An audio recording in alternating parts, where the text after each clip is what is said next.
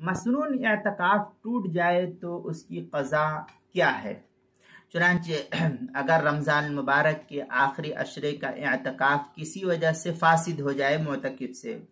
تو جس روز اعتکاف ٹوٹا ہے اسی ایک دن کی قضا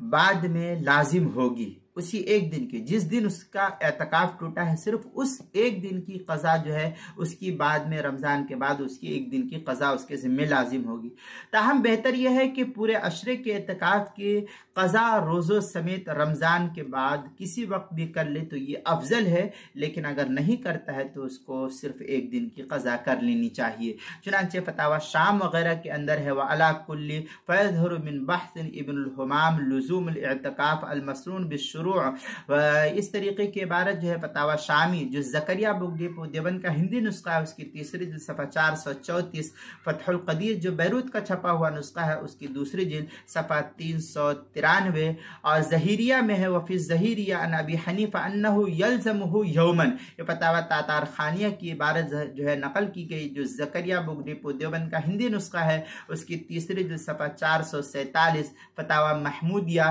جو میرٹھ کا چھپا ہوا نسخہ ہے اس کی 15ویں جلد صفحہ 258، کتاب المسائل اس کی دوسری جلد صفحہ 198 پر اس کو نقل کیا گیا ہے۔